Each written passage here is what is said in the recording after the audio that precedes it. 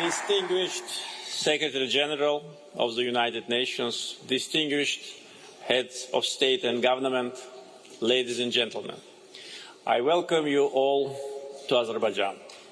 Many of our guests are visiting Azerbaijan for the first time, so I hope that they will have a chance to get acquainted with our country, its history, traditions and culture. I would like to thank Secretary General of the United Nations, Mr. Antonio Guterres, and the Secretariat of UNFCCC for their support to Azerbaijan on the path to COP29.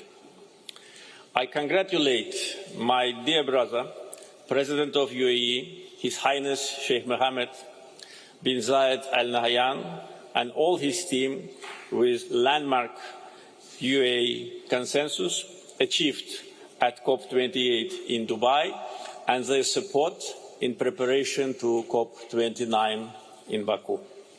Last December, by unanimous decision of almost 200 countries, Azerbaijan was honored to host COP29.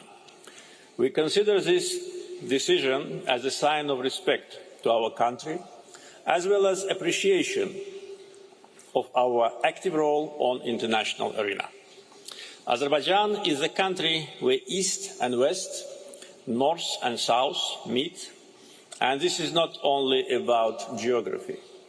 We can build political, cultural, energy, trade, transportation bridges between different international actors. Mega projects initiated by Azerbaijan already changed the energy and transportation maps of Eurasia and led to establishment of fruitful multinational cooperation formats. Despite 30 years long occupation by Armenia of almost 20% of internationally recognized territories of Azerbaijan, despite ethnic cleansing and deportation of 1 million Azerbaijanis from their ancestral lands, we managed to build a strong country with self-sufficient economy and independent policy. 4 years ago, we celebrated the historical victory in the Second Karabakh War. A year ago, we fully restored our sovereignty in accordance with UN Charter, international law, UN Security Council resolutions, which remained on paper for 30 years.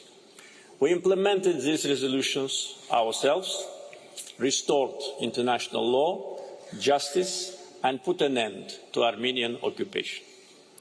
As the President of COP29, Azerbaijan will do its best to find common understanding between developed and developing countries, between Global South and Global North.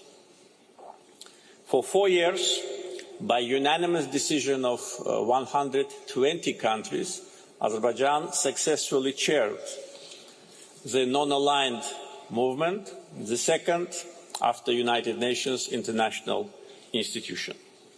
Azerbaijan is also an active member of Organization of Islamic Cooperation, which unites almost 60 countries.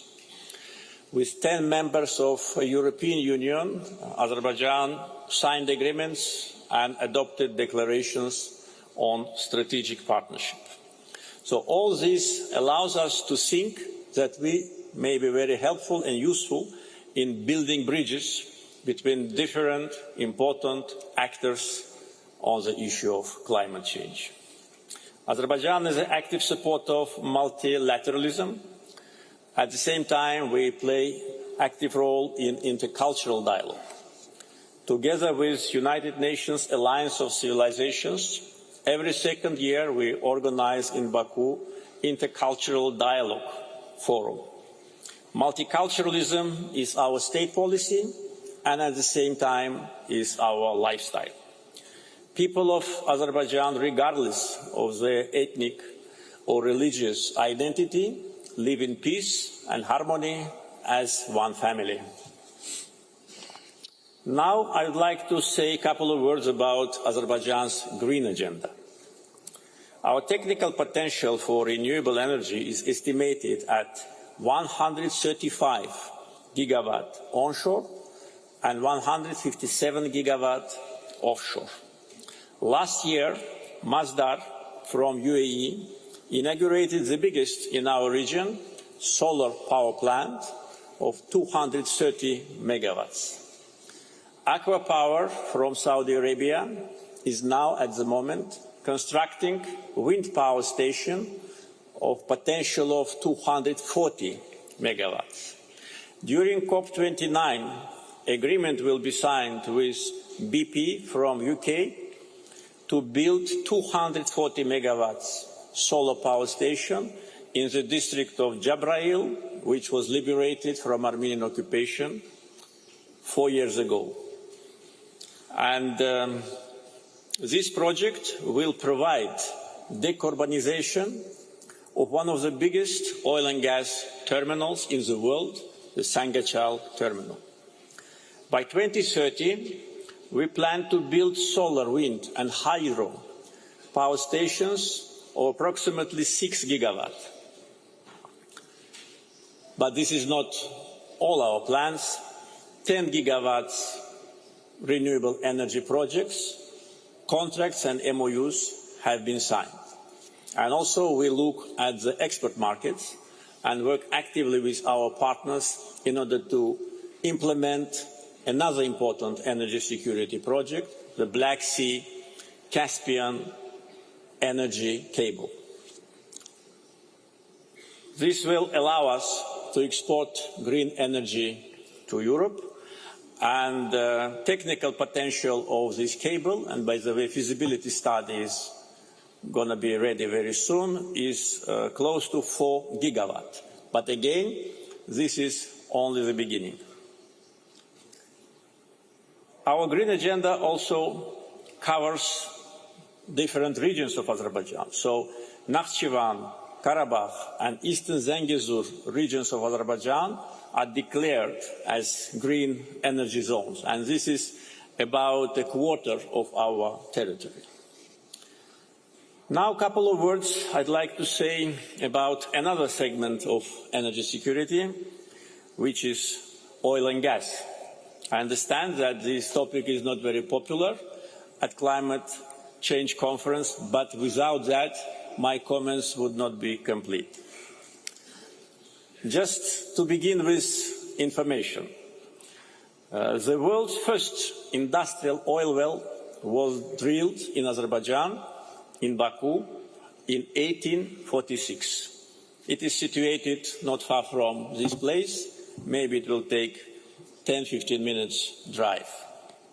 The first offshore oil well also was drilled by Azerbaijani oilmen in the Caspian Sea in the middle of 20th century. In 19th century, Azerbaijan produced more than a half of global oil production. And if then some Western politicians and media called us a petrostate, probably that would have been acceptable. But when they call us petrostate now, today, this is not fair, and it only demonstrates a lack of political culture and knowledge. Today, Azerbaijan's share in global oil production is 0.7%, in global gas production is 0.9%. But fake news media of the country, which is #1 oil and gas producer in the world and produces 30 times more oil than Azerbaijan, call us petrostate. They'd better look at themselves, or at least at their neighbor, which produces 10 times more oil than Azerbaijan. Azerbaijan's share in global gas emissions is only 0.1%. I have to bring these figures to the attention of our audience because right after Azerbaijan was elected as a host country of COP29, we became a target of coordinated, well-orchestrated campaign of slander and blackmail. Western fake news media and so-called independent NGOs and some politicians, as if we're competing in spreading disinformation and false information about our country.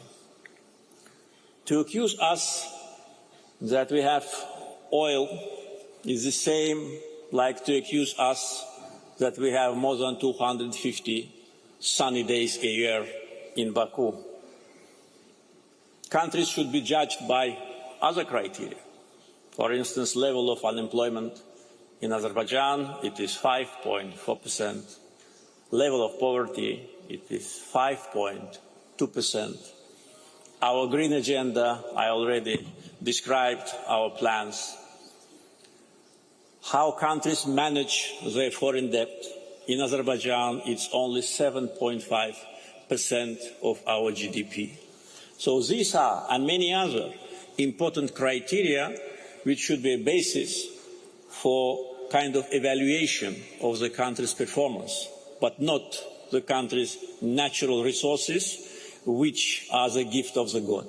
I said it several months ago, and now all those who want, international media, to attack me, just quote me that I said that this is a gift of the God, and I want to repeat it today here at this audience.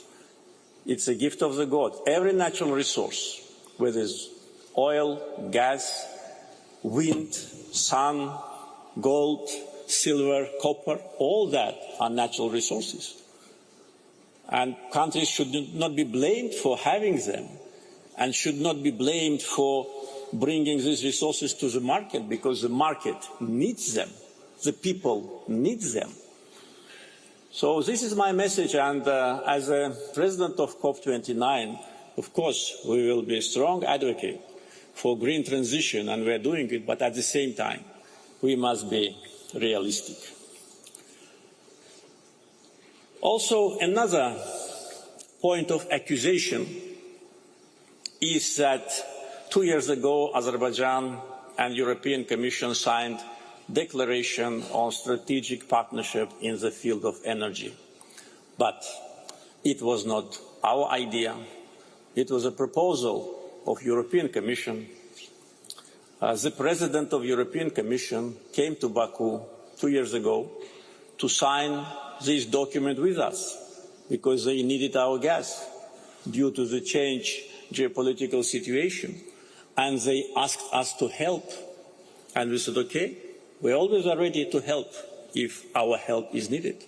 And we said, okay, we will help Europe with the energy security.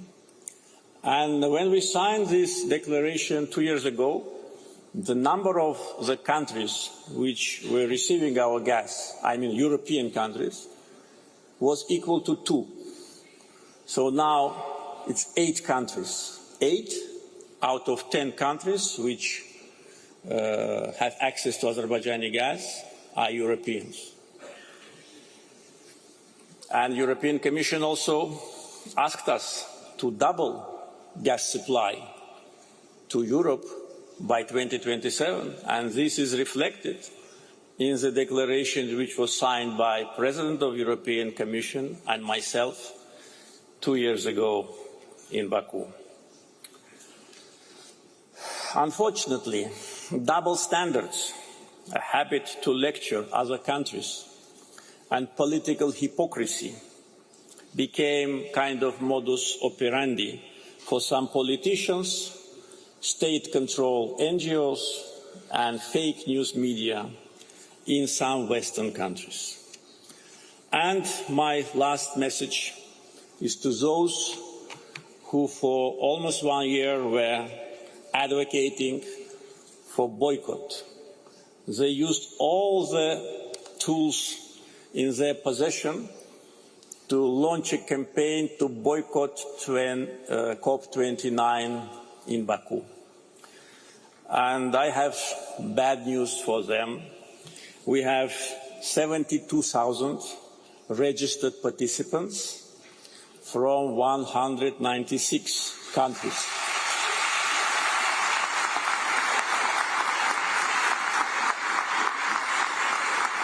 among them 80 presidents, vice presidents, and prime ministers. So the world gathered in Baku, and we say to the world, welcome to Azerbaijan. Thank you.